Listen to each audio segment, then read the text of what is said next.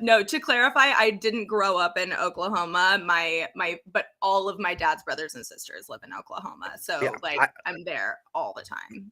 me I neither. I'm originally from Chicago area. My Okay, great. wife, I met her when I lived in Kansas City, Mhm. and she's originally from this area. So her mom and dad literally live like a half a mile from us across Oh, Route 66. Like, so yeah, we've so lived here about convenient. 4 years now, and we love it here. It's you know, It's good it's vibes. it's a mixture. It's a Yeah. mixture. Yeah. Yeah, I mean, 100%. I'm from Dallas, so it's just that's a whole nother country to most people. So When I was a kid, I went out to a wedding in Dallas, and it was in the peak of summer. And I thought I had experienced heat before, man. No, And no, I get out there, and I'm Oh just like, no. oh, you can't. There's outside doesn't exist. You can't It's- go out there. yeah, it's very impressive heat now. So I'm glad not to be living there. Even Kansas can get pretty hot. It's not near as bad as Texas can get when it's 100 days in a row over 100-degree weather. So Dude, Yeah. I work. I got to do setup sometimes outside for recording live events and stuff like that, and it'll Yeah. be like 110 out here, and it'll be like that for like a week and a half, where it's just like Beautiful. so blasting hot. It's like I'm glad I own a pool. Yay. Like, Matt did not have the link. I did not send him the link. He has the Okay. link now, and I'd Okay. like to apologize. Oh, no worries. That's all right. Don't worry, he'll we got be all the on time in the world. If anything, Chris gets fired from his job, and he No, doesn't no. need it. I told him I would be late. I'm on my lunch break, but I told You him don't I have. would. You have a lunch break? Yeah, I have an hour one, but I told them I'd be longer. You work so. from home. Can't you just be like anytime I can No, just I have to watch. Do they stalk you?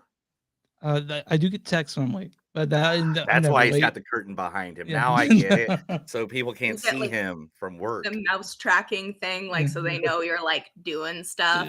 Yeah, I mean, I have Oh. done something like that, but yeah, a little, a little, yeah, they got a queue, and I have to watch that queue, and if it gets big, it's my problem. So Oh wow. Okay. it's okay. Yeah. Have you guys? Go ahead. I was gonna say, have you guys watched a lot of the movies from Panic Fest this year? Do you have enough time? Because you guys are like probably going everywhere, doing everything right now. Well, yeah. So I got one of the like online passes, and I was Mhm. like, it'll be great because I'll be able to, see some of the screenings there, and then I can come back here and do the online thing. And then most of them, very like ours included, are limited to the region, right? Oh, really? Online. Okay.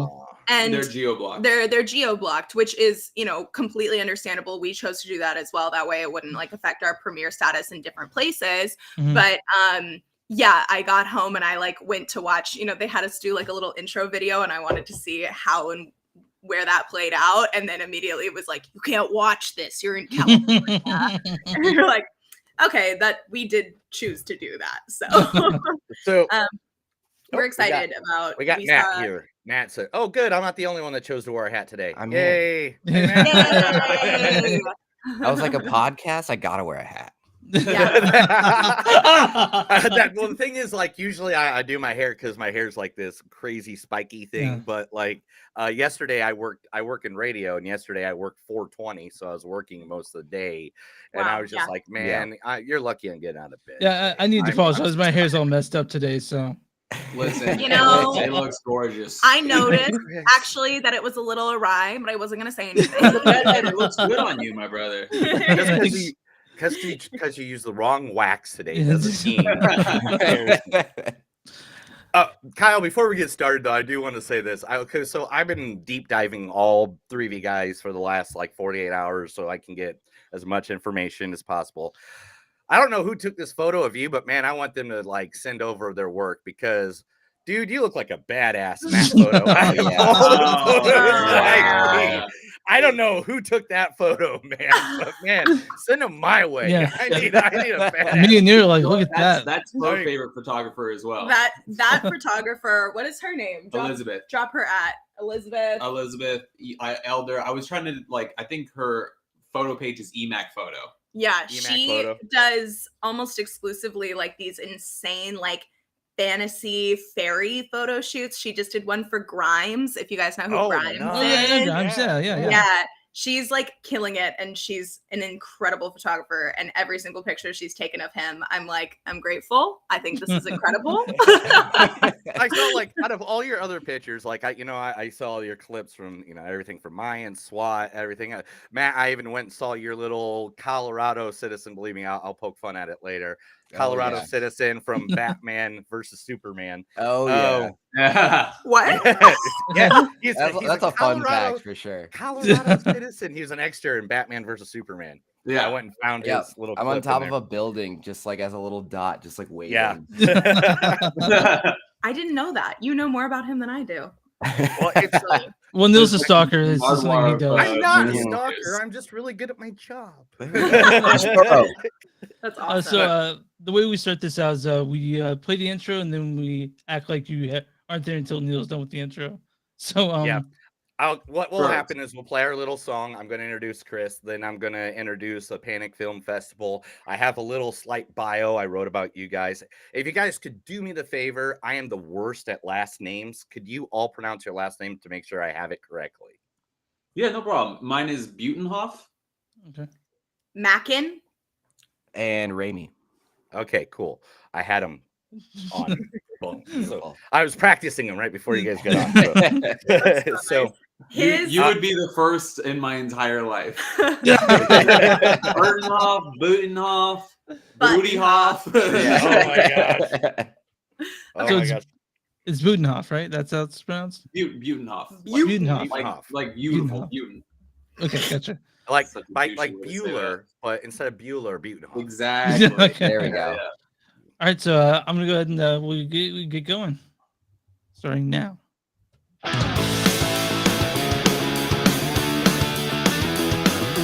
It's a show by Chris and Neil with all great movies. They are the real deal. We watch them all, so you don't have to. It's movies that don't suck and some that do. Welcome, ladies and gentlemen, boys and girls, listeners of all ages. It's another episode of Movies That Don't Suck and Some to Do. My name is Neil. I'm Chris, and I'm not sure we should be advertising this to all ages. Well, you tell me to say all ages all the I time, did not tell sir. you that. All right. You're the one that pays me the $3 a week to do this. All right.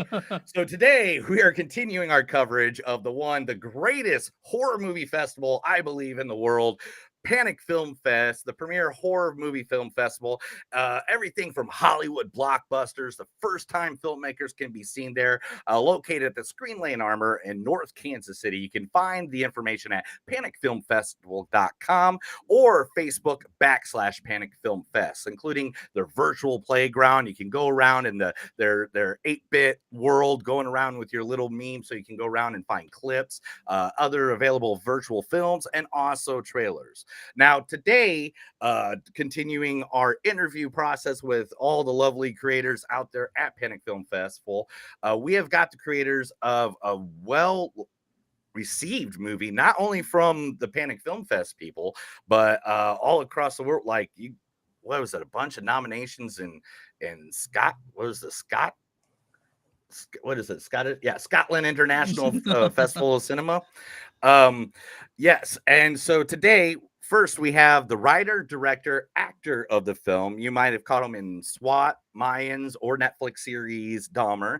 And with him, the main star of the film, who plays Molly, the one who wants to off her abusive husband. You might have seen her as Eve in Quarantine the Musical, or even in Netflix's Girl in the Picture as Sharon.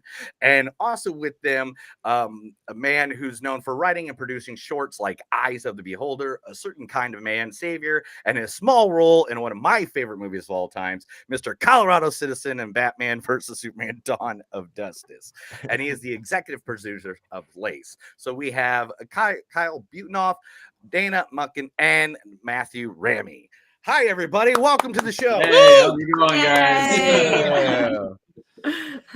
It's good Yeah, to I have you swear guys That on. was all one breath. That was all Yeah. Yeah, one breath. I was about to say that was like a Man. whole mouthful, man. That was someone's had their coffee, man. Yeah, Neil did it Nope. recited I for just before you guys refused showed it. up, and I was like, "Jeez, man."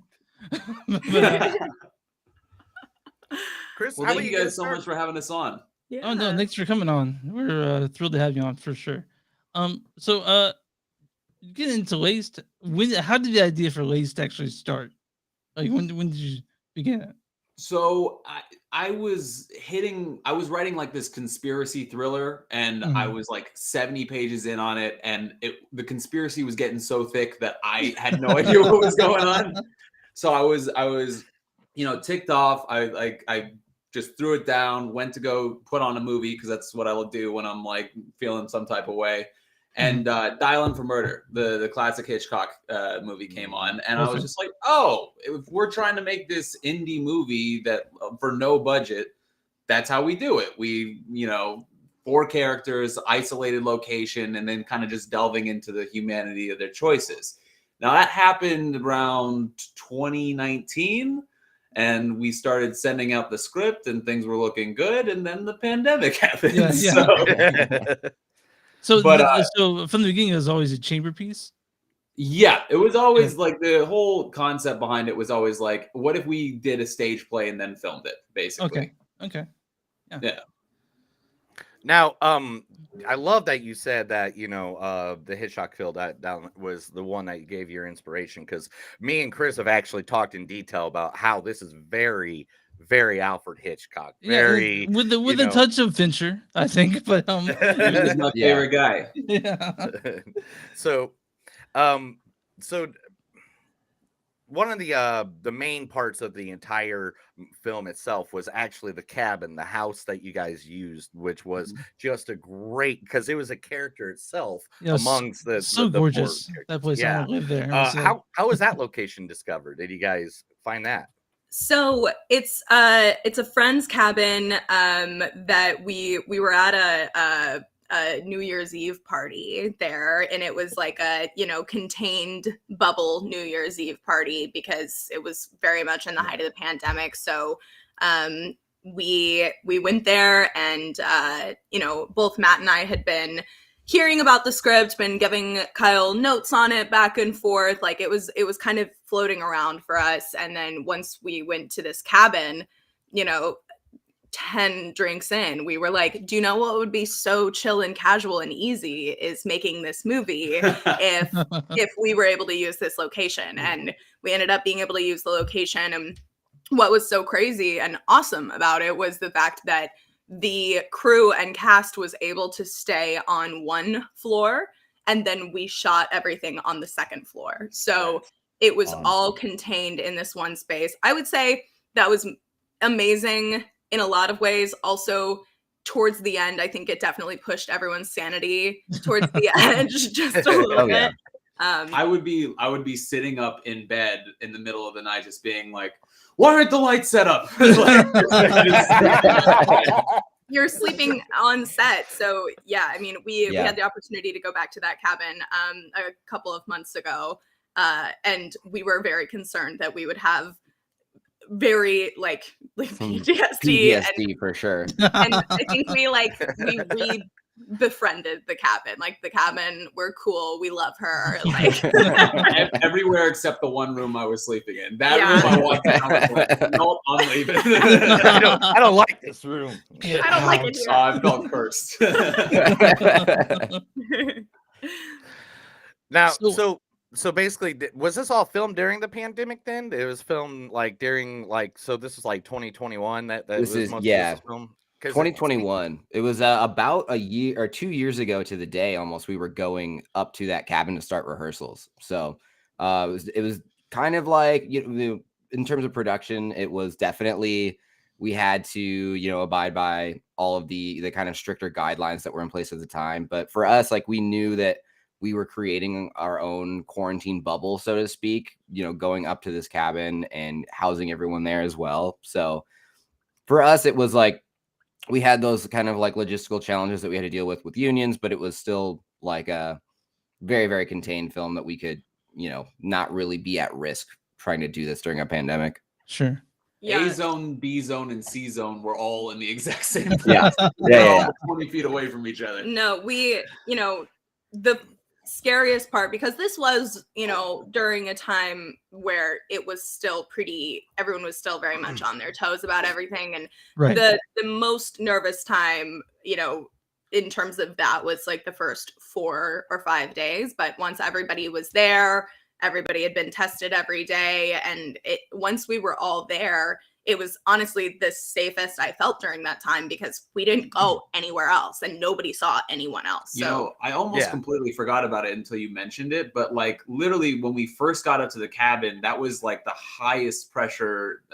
I mean, to that point, because if one of the actors tested positive, we had like Colorado backups that were like kind of in mind and stuff like Wow, that. yeah. Our Wow. entire shoot time is 16 days. So at that time, it was a 2-week quarantine period. Yeah. So if someone pops, then they're out The completely. movie's off, basically. Yeah, Yeah. because like you only get 14 days to get over the COVID, and then before Yeah. you can come back.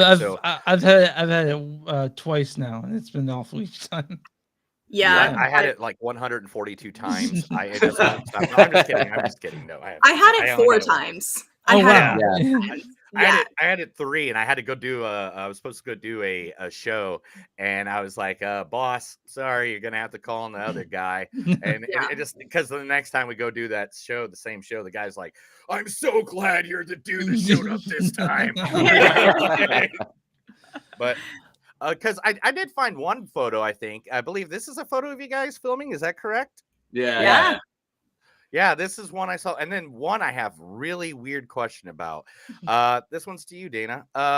What the heck is going on here? Are you eating Jello? No, I'm guessing that is blood for a certain scene. We won't say what scene, but I'm sure it has to do with the bathtub. I'm guessing. That's the forbidden soup. Yeah, we so obviously it was for a variety of reasons. It was a skeleton crew, and I actually do have background in makeup and special effects. Nice. So there were a lot of hats that were worn by everyone, and that was one of the hats that I put on. So the prosthetics and all the fake blood and all of that stuff. Like if somebody's dead and it looks like they're dead, I got to do all of that, which honestly was one of my favorite parts of production because that's something I'm so safe and comfortable in doing. Right. That in those moments of like, oh my God, what are we doing? I've never done this before. I'm freaking out. I could just be like, I know how to do this. And So that begs the question: who cooked this shepherd's pie? I'm gonna be honest. It was my mom. Shout out to my mom. Shout out to Mavis. Yeah, my parents were able to come and help a little bit because they live in Colorado too. So that was, I mean, such an incredible help. Huge. One of the most funniest parts of this, seriously, and this is just mad coincidence. I am an Irish guy. I grew up in Catholic area, and I actually made myself a generic like shepherd's pie and was sitting here eating it. And then I put your guys' movie on to watch it. No. And I'm not joking. I literally sent a picture to Chris. I was like, this is weird. It's not generic by any means. It's like beef stew with mashed potatoes on top. But like it was like, what the heck, dude? I wonder what that means. I don't know. And he was like, why didn't you tell me? I'm like, I didn't know you were going to have shepherd's pie today. Me neither. Like, it's the circle of life. I heard it moves us all. Now, you guys, now I looking at all the history and everything with this movie, it looks like you guys got funded in under 3 weeks for this movie. No. Date-wise, that's what it looked like. No, Matt, do you want to take that one? Yeah. So we kind of had like a multi-pronged fundraising approach, and one of those was crowdfunding, which was ended up being kind of just a portion of our budget that we felt like we were comfortable raising through our community, but it was also really just to kind of build an audience and build a community and get people excited about what we were doing. So it was kind of like, both like, raising money for the film, but also kind of marketing, device as well, which I think went really well. We got a great following out of it. People were super engaged. So that definitely helped kind of spur momentum for us too, in terms of like going to a different other sources. Like we had a fiscal sponsorship, which was huge in getting, kind of larger sums of donations that were tax deductible. And then also just in terms of like showing financiers, like, hey, we've got people who are excited about this. Like, hey, this is kind of something that's starting to happen. Are you interested in coming on board? And so that was kind of how we got there. It was still a very, very fast fundraising process, and kind of something that like we were like, as long as we get to production, if we have the money to go to production, we can, you know, Right. get through post, whether it's Figure it out. like, whether it's we're doing it all ourselves or whether we can also reach out to more financiers once we have a cut done and be like, okay, here's the cut, here's what we need. And so that was kind of how we were able to make things happen so fast right at the beginning. Okay. So, just to continue this part really quick, like I just have to, I got to bring up this, and one question, and I'm delaying a little bit because I'm adding a picture to my frame, and when I do add this picture, just tell me which one was the worst. Pick your poison party. Post and read this real quick. Let's I see. can tell So you what the you worst had- was, just in terms of like just throughout the entire process. There were Sure. two. There was the Yeah. habanero pepper, which in the Great. moment it was so funny. We invited our cinematographer on the stream with us, and literally me and Dana both got the habanero pepper, and we had to leave. We had to leave the stream. Like, Oh my In the god. middle- Yeah. I like the fight response of just like my brain being like, "You're gonna die. You're No. gonna die." I was not prepared. I like spicy food a lot. And Yeah. and I really was like, how bad can it get? It's just spicy. But we Like crushed the whole entire we habanero bit in the one. whole thing. And yeah, Sam, our incredible DP, is, you know, he's wonderful and charming, but he is not an in front of the camera guy, right? So we kind of had to like drag him onto this stream. And then we abandoned him by himself on Yeah. the stream because we're like we're like eating yogurt, and like our roommate at the time was like, it's gonna be okay, you guys. Yeah. Yeah. Then I did a spoonful of wasabi, a full spoonful of wasabi, man. and that Oh, one was gosh, almost, it wasn't no. as bad like in the moment, but for 3 days, my Oh entire no. Now, I'm not gonna get into it, but it Yeah. just was nothing Yeah. was happening, nothing was going right. There, Meanwhile, we're just have you guys ever seen the internet show Hot Ones? Where they do Yes. the hot Oh, ones yeah. and stuff. There's a sauce from Kansas City. It's called The Bomb. Mm. Do not, and I repeat, do not ever try it. There's no point. There's nothing manly to see about, you know, if you can do this or not. It is the most bad experience for the next 4 days of your Yeah. life. we did a second round of crowdfunding not that long ago to just wrap up a couple of post-production things, and Zach Tinker was did all of those streams with Oh, wow. us. And we did like, we kind of did like a revamp pick your poison party, and he brought one of those blue chips. Do you guys The know one what with we're Oh talking about? yeah, I know. what you're Oh, talking about. challenge.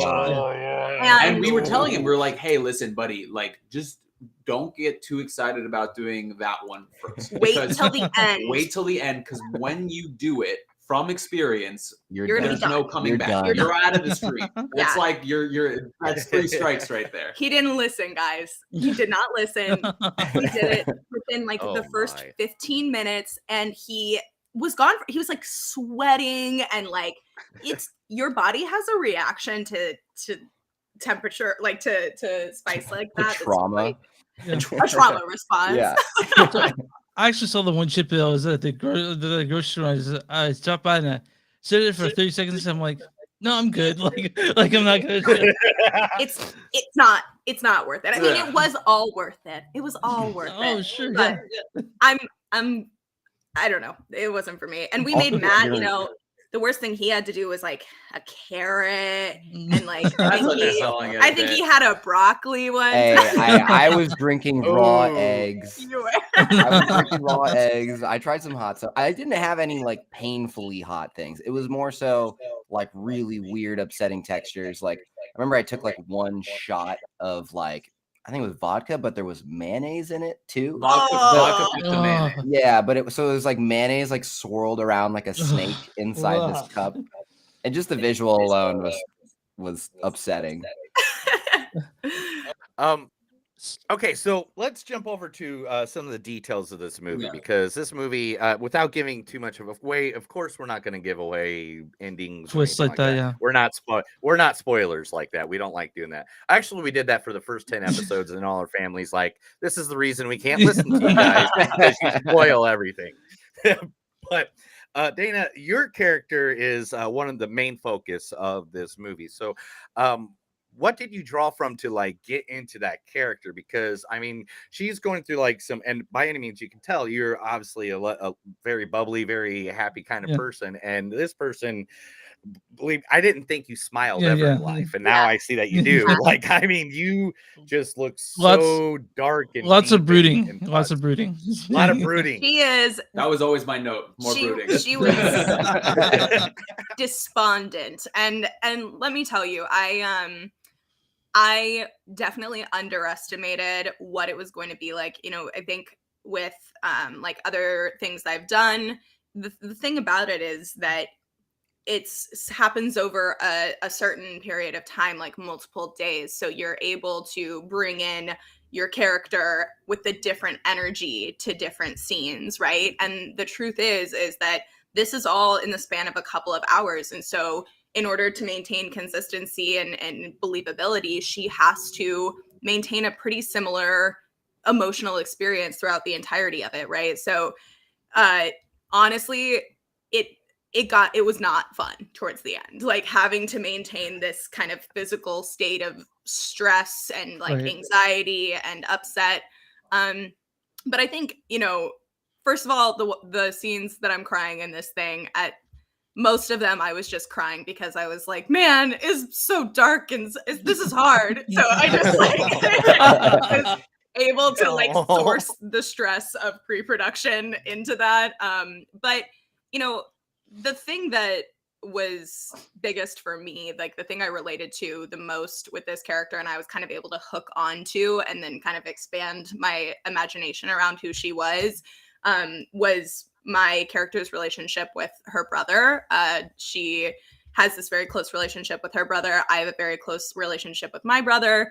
And Kyle, you know, he has a very close relationship with his sister. So the way that those interactions happen in the script is so authentic, and you know, Zach and I were able to connect in that way, and I kind of was able to build her around that kind of main line. Do my best not to like trauma source when it comes to like really Sure. upsetting things. A lot of actors do that, and I love that for them, but I try to, this is getting a little corny and actory, but I try to recreate emotional experiences in my body as opposed to in my brain. So I'm not Okay. sourcing like when my dog died, when I'm like Yeah. crying about somebody else dying, just because I don't think that's not a thing you can just keep doing. Oh, yeah, I feel like Yeah, also correct, the well correct. kind of runs dry a little bit. Eventually. Once you're like Yeah. going back to the same emotion a bunch of times, you've almost revisited it to the point of like it not holding any weight anymore. Yeah. Yeah. Right. So That being said, Now, Kyle had to constantly remind me to like be more sad, and I was ready to slap him across the face towards the end. He was like, "You're sad. You're sad." So that actually brings me Okay. to my next question. Actually, so to me the script seems super tight, but the dialogue is also very natural. So, was Thank there you. any ad libbing involved? Yeah, I mean, not extensively, Yeah. but I find just throughout performing myself as an actor and also through, you know, watching others perform and stuff, that I'm not like a dictator when it comes to the written word. Like this is kind of the point. These are the ideas that we're trying to get across. But if somebody says like there's a line, and I don't want to spoil it, but where Molly said something and it just wrapped everything together. It wasn't a written line. It was like a punch at the end of the monologue. And I go, exactly. So I feel like, why would you ever, like, if you feel that, why would you ever go, that's not what I wrote? Like, you know, the best thing about being a director is that you really do get to take credit for everybody else's great ideas. Everyone's coming to you and being like, what if we did this? And I'm like, that's genius. And then like later on down the road, you go, wow, you made that amazing choice. And I go, it was all the team and stuff like that. But at the end of the day, the best ideas always show up on screen. You can't be like precious about what your little, sonnet to the world is going to be. Unless it's The Room, and then no. Anyway, now Kyle, talking about your acting style, I literally, I have this theory, and me and Chris have talked about this on the podcast for the last how many years we've been on together. Now I've noticed this pattern in every show that you play. Doesn't matter if it's SWAT, Mayans, even Dahmer, and even this movie. You always play either a smart ass or an asshole to be 100% right. So I guess this question will go to Dana and Matt. So my theory is the biggest assholes on film are the nicest guys in real life. Is that true with Kyle? And if it isn't, I got people that can get you jobs. Honestly, it's 100% true. Like, that's what is so funny, is that like Kyle in real life to whoever Kyle ends up being on screen is so vastly different that it's like, it's fun to watch Kyle act, because you're just like, this is so far from who you are. And it's like, you can see little he has little bits of himself in everything for sure, but like, it's definitely like such a trip just to watch. It's so unfair to him. Like, he is so kind. Like, what you guys are seeing, this like shining ray of sunshine, this is who he is, like, truly. And then he gets on screen and it's just like so dark and upsetting or awful. But yeah, it just keeps happening. And that theory feels correct to me. And I don't know why. I can get behind that. I was a little fearful when approaching after the movie. I was like, oh no. He's gonna get me. Well, you know what the truth is, guys, is that I wrote this originally to give myself a role that wasn't like villainous and evil and stuff like that. But then when I realized that I was also going to be directing it, I felt like I had to switch characters so that I wasn't acting and directing the entire movie. Right. And I was like, oh no, I just wrote myself another asshole. So how did Zach and Hermione get attached to this? That was just through the casting process, through Actors Access and LA Casting and their representation. And Zach, funnily enough, was the first tape that we got. He was great. Like, he was amazing. You guys saw the movie. He's like a force of like nature. Right. And that his tape came across that way. And I was just like, oh my God, if this is the first tape, we are set. We are golden. And then it turns out that Zach was the guy. You know what I mean? Yeah. And I believe I said it at the Panic Fest Q&A, but like really, as soon as we got Zach and Hermione on board and we saw what they were doing with the characters, we're like, half the battle's already won. Like, we're in such good hands that, like, honestly, it's all about execution from here on out. And we love them, and they're such good sports, you know. Like, there were definitely moments of this set that were like really intense, and there was like a lot of people, and there was like a real fire happening in the fireplace, and it was smoky, and they were just such incredible people to work with. So with all these good things that, like, literally I've heard so many good parts of the filming process that went great for you guys. I got to ask the question. I got to be the guy that's going to flip the coin. What was the hardest part about filming this movie? I would say definitely the hardest part, I think, was the kind of psychological aspect of it, where we're shooting for 16 days. The movie takes place all at night. So we're also living at the same location, and we have to tent the whole house to be nighttime outside. So essentially it was like living in darkness for us was a month, because we were there for a week of rehearsals as well as like another couple of days beyond our shooting window. So I think we were, all in all, the three of us were up there for about 3-ish weeks. and we really didn't see the sun until the very end.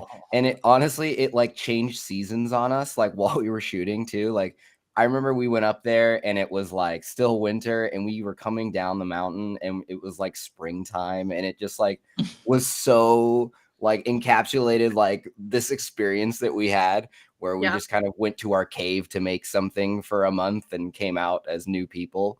So it was Yeah. definitely like the resilience of getting through such a, you know, kind of bubble scenario. Yeah, not to mention when he says bubble scenario, we shot this in complete isolation. Like literally, the nearest population to Right. us was 45 minutes away, and it was a federal penitentiary. Yeah. There are 2 dollies in the state of Colorado. We had to lock down one of them.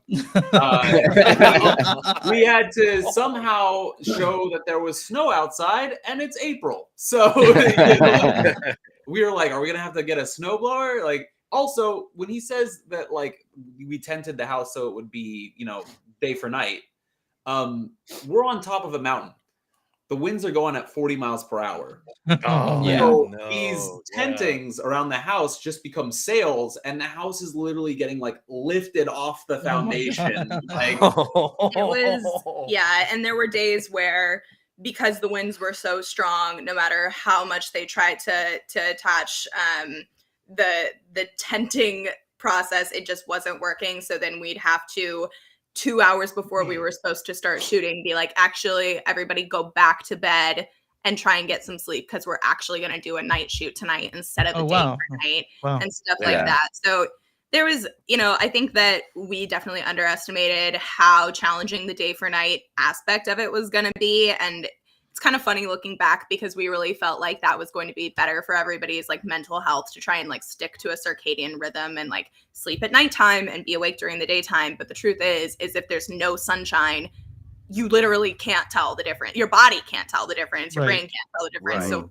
you know, looking back, I'm like, maybe we should have just done night for night the whole time. But, Yeah. you know. Because it was weird because we did that night for night like halfway through our production schedule. So it was like we were doing the day for night, realized we had to pivot. So then we had to kind of like make a hard jump to doing night shoots and then kind of try to wean everyone back into the day by the end because of how man. turnaround times work when you're on set. And so it was definitely like it was hard on everyone. And those Yeah. like, you know, middle like slog of just getting through like the middle of the shooting window was just, it was hard for everyone, So- but we did it. I mean, So basically, what you're telling me is that Kyle was actually his character. By the end of oh the yeah, shoot. yeah. Kyle No, had it was- lost so much weight by the end of this shoot. Oh, I don't know if you've poor seen guy. him, but he Poor guy. doesn't have a lot of weight to lose, okay? And like there's a picture of us, I don't know, it's on our Instagram, but like there's a picture of us all standing on this kind of like rock formation at the end, our whole crew.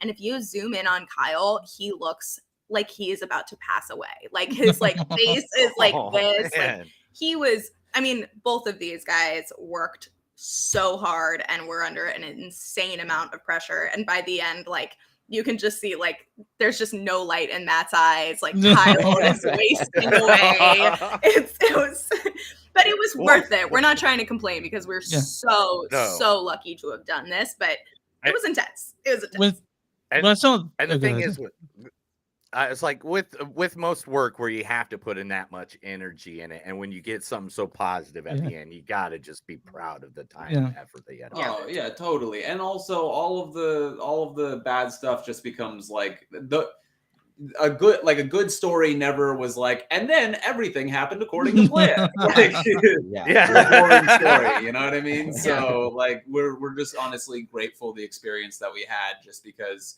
I mean I know it bonded all three of us like a family together. And on top of that, like just with the cast and crew, we couldn't be more proud of how much everybody really just Right. showed up, you know? Yeah. Mhm. And I think you can see that on screen of how much everyone just like really had to throw in all their chips because it was either all in or nothing. Yeah. Yeah. Yeah, and believe me, that's not just us seeing that Yeah, on for screen. sure. Like literally, I have not heard one person say a bad word about this Yeah, movie That's very since I have been. When I going saw it in through it. So theaters, that's- I was really into the audience reaction. Like there are things that people were everyone was like, "Oh no!" I could hear the audience gasp or just like, "Oh my god!" And that was great. So How was your? And I was going to say, and even my wife, she's a huge Hitchcock fan, like Twilight Zone fan and stuff like that. And she loved this movie. Oh, She was that's like, that's she doesn't nice. watch many of the movies that I get to sit down and watch. And Oh, she's good. like, oh, That's this is awesome. amazing. I want to watch it again. And Yes. it's like, you can't because we only get one. So, Panfest treated you guys well, I hope. Oh yeah. Oh Yeah, No, yeah. that was amazing. It's so funny you talk about the audience reaction because Yeah. that was by far the most fun I've had watching this movie in like a year. Yeah. Because everyone was just like so animated and so like Mm. it was almost like a live participation type of Yeah. screening. Yeah. And I that just made it so much like fresher and Yeah. like nice instead of this thing that I've had to watch 1,000 times for sound mix to be like, is that a? Do you hear a buzzing? I hear a buzzing, man. Yeah, the thing of the Panfest audiences is that everyone's so enthusiastic and they love the experience of watching a movie that every screening is really just a blast like that, no matter what it is. So I was glad to be there for you guys. Oh, Thank we you. were so happy to have you, man. And it feels like it felt like we were in an audience full of filmmakers, you know, we were and you can feel from them like that they know what it means to do Yeah. every single thing in this, right? And so, you know, we had our world premiere in Phoenix, and that was incredible, and we loved it. It felt like a lot of the audience, like there were some filmmakers, but what's cool about Phoenix is that a lot of just people from Phoenix come to this festival, right? So we had the experience of having a lot of people who just are movie lovers and like to watch movies, but aren't filmmakers. And then we got this experience at Panic Fest of having like primarily filmmakers experience it. And yeah, it is such a cool community over there. It's really special. And yeah, we weren't ready for how cool and supportive and awesome it was. I'm glad you guys had a good time. Next time you go to Kansas City, just ask any person which one is their movie tattoo. Like we all have movie tattoos. Like they live on me. He has Black Phillip from Sweet. Yeah, from The Witch. Like literally every single person I think in Kansas City that's part of the Panic Film Festival, like each one of us has a movie tattoo. You know what's so funny about the witch tattoo is that was actually the original guy that we were like, oh, we should get Mark Corvin to do our score. Oh, like, yeah. Like, everything in my temp He tried. tracks was like the witch, and I was like, well, why don't we just get the guy? You know what I mean? And we reached out to his agency, and they're like, do you have another whole budget for your movie? So The Witch is one of those movies that changed the way I watch movies. So like I was a horror fan before, but after The Witch, something turned to me, and that's like what I've been watching for the past 5-6 years. So yeah. But anyway, the agency turned us on to this insanely talented composer, Steph Copeland, out of Canada. Oh, cool. And we had like a mind melt. Like this girl is the most talented girl. I swear to God, like she's on another level when it comes to her musical composition. Yeah. Well, the score was definitely dread-inducing. Yeah. Oh yeah. Yeah, she's done several. Man, she's done a lot of different series. I just pulled up all her information. Yeah, she works. Wow, she works. 100%. She works. Recently, like right after we hired her, she won the Canadian Screen Guild Music Award. So I like to say that we hired her right before we couldn't afford her anymore. Yeah. We were like, we're so happy for you, and we're so happy this happened directly after you. That actually, we just did a movie with Evan Marlowe, and like all the voice talent was like Jordan Peele right before he did Get Out, like Robert Englund, Sid Haig from from House of a Thousand Corpses, and like literally he was like, yeah, if all of them would have been what they are now, like there's no way I could afford it. I could afford that voice talent. So 100%. That's amazing. So I have a really impossible question for you three. Mm-hmm. What is your favorite movie? I knew he's going to ask this. He does it every episode. What is your favorite movie you think? And here, how about this? Since it is a horror movie, we're going with, what's your favorite suspense thriller movie like in this genre? Like what's if you like, man, that's my go-to. I'm very sorry for asking the question. He does this every time. Do you know how much of a headache this question is? Like, you can't do it. Why ask Yeah, this? that's to people? true. The Godfather is my favorite movie, hands down. Oh, Oh, great. I can actually, answer just that. rewatched Fantastic. all 3 of them like Yeah, last yeah, week. Yeah. It's beautiful. In terms of horror and thriller, I'm. It's so funny you said Fincher because I'm a massive Fincher head. Mhm. But I would have to say that my favorite horror movie is The Shining, which I Oh, know is yeah. like No. saying I like music. I love the Beatles. Spider But- One from Power Man 5000 gave us that same answer last Yeah, week too. yeah. So So, Dana, what about you? Oh man, I was hoping you were gonna go to Matt next. So I have something controversial to say. Okay. I am not very good at watching horror movies. I am a huge baby. Okay. There was an article I read recently that was like, there are certain types of people that just have more gullible brains, and that's why they don't enjoy horror movies. And I was like, that's a harsh way of putting it, but I love watching horror movies, but then I'm incapable of sleeping for weeks afterwards. So this has been an interesting journey for me, but I will say that the best horror movie I've ever seen, and the one that absolutely ruined me for months, was the Babadook. I loved Oh, the oh, Babadook. that's a good one. I was Yeah. very interested in what you're gonna say next. Yeah. I was Yeah. like, don't say something like Sharknado. No, the Babadook. I Babadook, I awesome. loved that movie, and I loved like all of the crazy practical effects and anything that has like a child involved in a scary movie. Like really, I get so. Like, I don't know if you guys got the chance to see Hymns, the short that that was at Panic Fest. Chrissy Fox was it? That No. one, Chrissy I think it Fox was- is in it. She made directed it. it. She directed it. yeah. I will It's- have to look it up because she's yeah. been following us ever since we talked to her. So I'll have to definitely go check that out. And Matt- it's her daughter that's like the lead in it, and Oh, it's wow. so scary. So that is my favorite scary movie that I will probably never watch again because it was so terrifying to me. And Matt? I would say my in terms of like thriller suspense, I think mine is probably Good Time. by the Oh, yeah, Safdie yeah, brothers. yeah. That Oh, was Yeah, just Robin like Pattinson, yeah. absolute Yeah. just like anxiety ridden roller coaster. yes. And anything they do is like that. I remember like Uncut Kyle and Gems.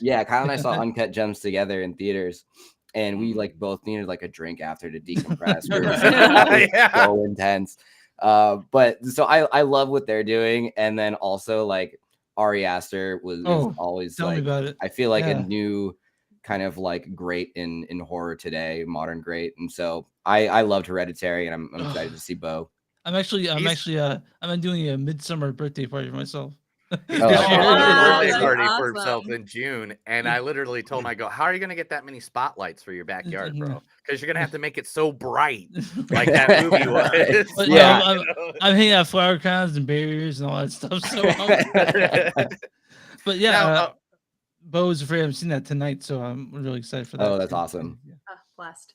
Now, there is one question I got to ask you guys because one of my favorite things, and I didn't even know you guys did this until I went into deep diving. So I've actually seen the two of you before with one of my favorite little things that came out during the pandemic time, and that is Quarantine the Musical. I can't believe I totally forgot. I've seen it before, and I know I saw it before because as soon as I saw the name, I was like, no, that can't be. Oh, and I hit play, and I was like, oh my gosh. Yeah. Yep. So in the future, are you guys thinking about writing anything comedic like that? Because you two were absolutely amazing in that No, thank you. as well. Totally. The answer is like honestly, genre is it sounds like such a plain answer, but like I love all different types of genres. I love working in all different types of genres. That like short came about because my friends and I just love to like sit around a guitar, start strumming, and like start singing like nonsense songs, basically like improvised lyrics and stuff like that. This incredibly pale man, he has like no right to be as good at freestyle rapping as he is. Like, really, it's hysterical, and like you want to be annoyed, but you're impressed. So that's how that came about. Is there? I mean, he wrote like.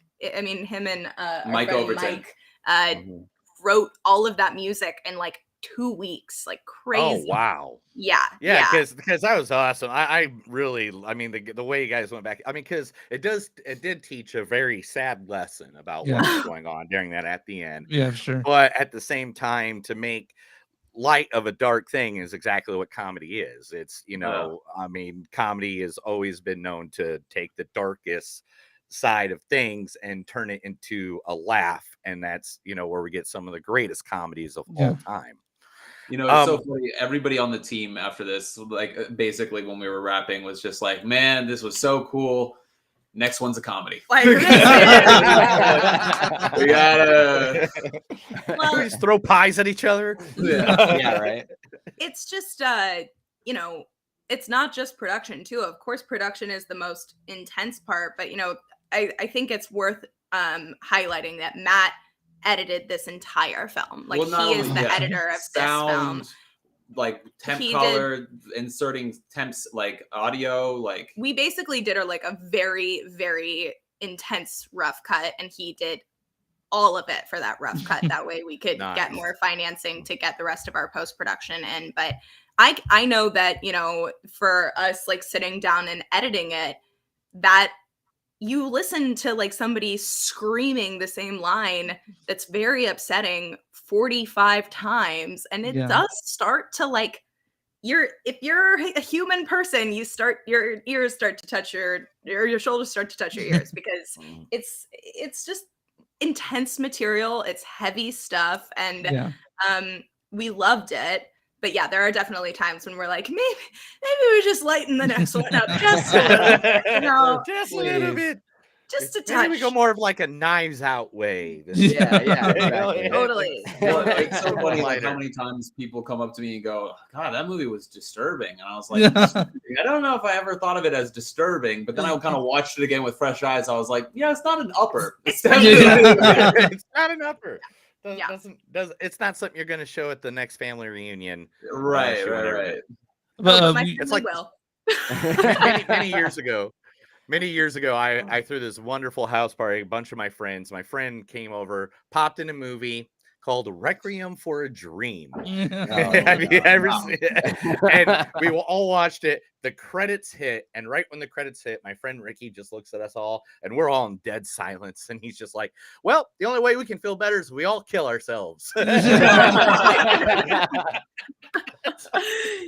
it was interesting. Like, I think we became pretty blind to how upsetting a movie it is, and then I watched it with a friend of mine. We watched it with our friends James and Michelle. It was the first time we kind of took it out of the editing room and watched it with somebody else, and they were like, "Oh my god!" And we're like, but I want to tell you, I still think it's fantastic. I love it. Yeah, I think it's an amazing movie. Thank you so much. And I can't wait to see what comes out from you guys next. The one thing I like to say, have you guys give out there as good positive energy at the end of our episodes, is what advice do you have for filmmakers and people that are getting into film now? Because you guys literally, you made this film come from nothing into something, and you guys are getting literally so many attributes, and it's well worth it. What do you have for a filmmaker that's coming up today? Matt, you want to take this away? Sure.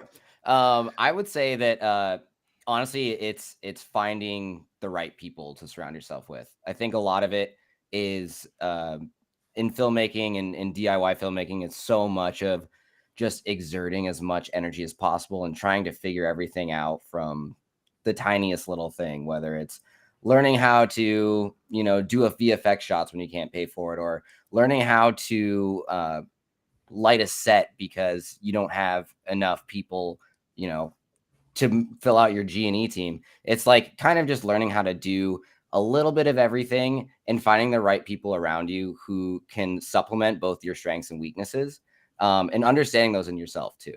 And just knowing like what you are capable of and what the team members around you are capable of, and being able to really like kind of lean on each other is definitely a huge thing, because, you know, we wouldn't have been able to do this individually ourselves. It was truly like being able to rely on each other, being able to, you know, walk into a room and when there was a problem, knew that between the three of us, it was going to get solved no matter what.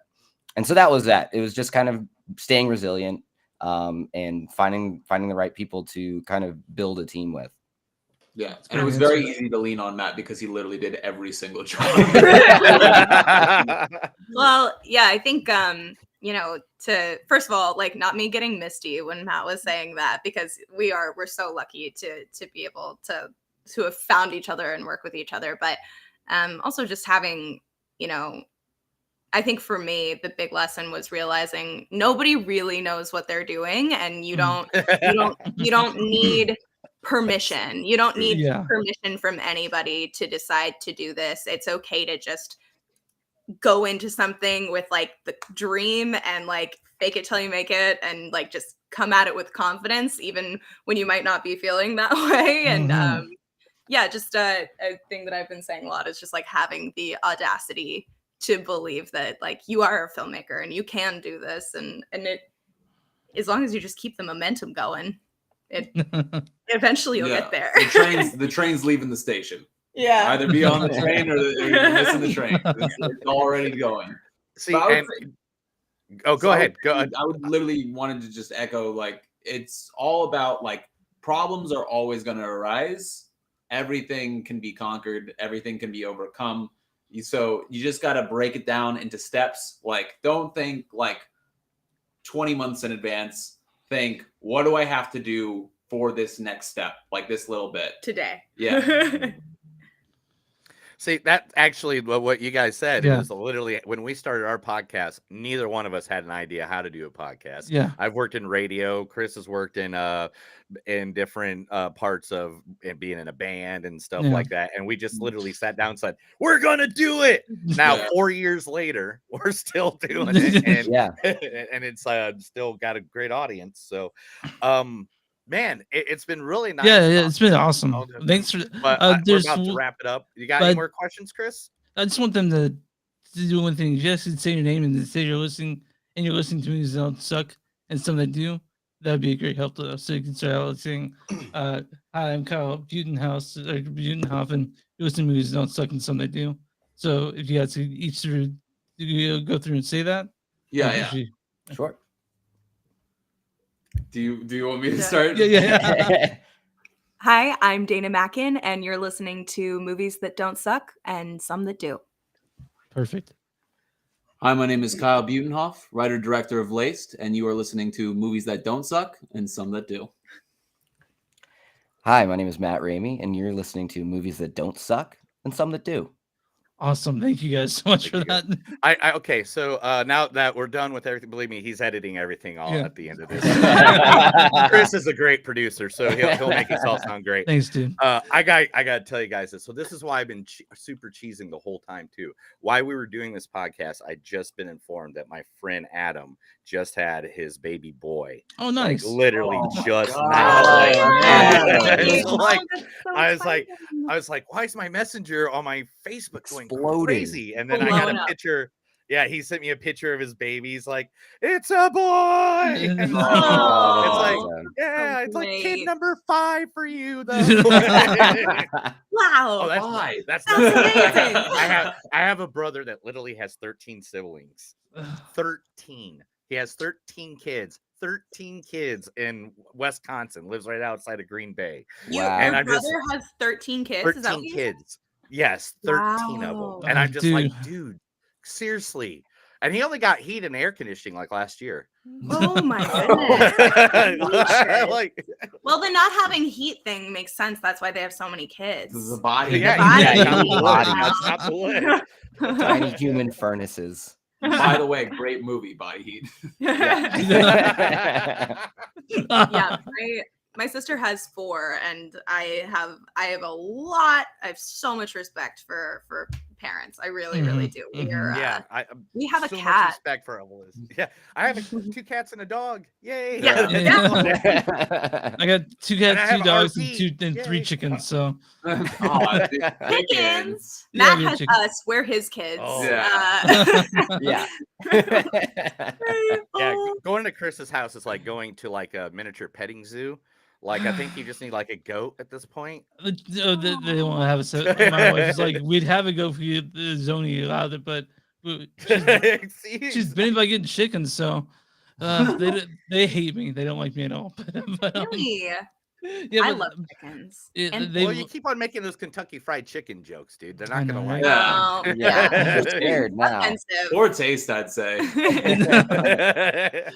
Well, But guys, hey, guys, yeah. he has to get back to work. I do. And you guys, it was such a you said you have a lunch break, and it's been an hour. I know they like me though over there. Okay with it. All right, well, thank you guys. Thanks for so much for coming on the show. Absolutely, and thank you for all the kind words, man. Oh yeah, Lace was Yeah, and fantastic. I can't wait to see what you guys do next, because like there's one of the few things is for me as a moviegoer fan. Like, I mean, I used to be a manager of a Blockbuster in the 90s. I lived above a 1-screen movie theater growing up. So cool. Is finding movies that give me a surprise.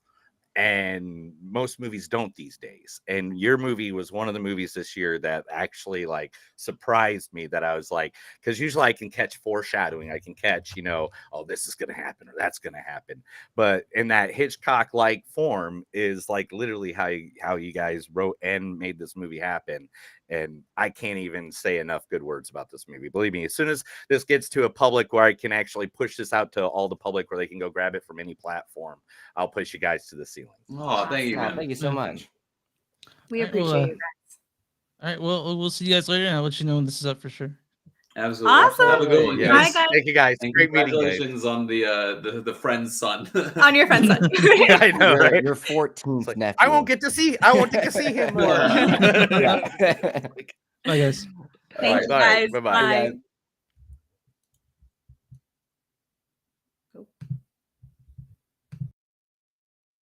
I mean, I gotta get back to work. But, Yeah, I know. That's why I was trying to cut it Yeah. off. I was trying to cut you off. I was trying to be nice. yeah, thanks, dude. I No, cut no, it off, they but were great though. They were awesome. No. They were fantastic. And then you're like, I don't have to go back to Well, work. I don't want to. Dude, I'm trying to get you back to work. All right, but we'll do a review Sunday if you want. Or Yeah. We'll just do that right after we do the one Okay. that we record with the other all right, dude. that was great though. That was a fantastic interview. That was amazing. great, It shouldn't right? be that hard for you to. Yeah, it shouldn't be that hard for you to edit either. no, I'm it's- guessing it's going to be really. Yeah, it'd be a relatively- I mean, cinch. you might be able to. You might be able. Oops. Let me end this. Yeah.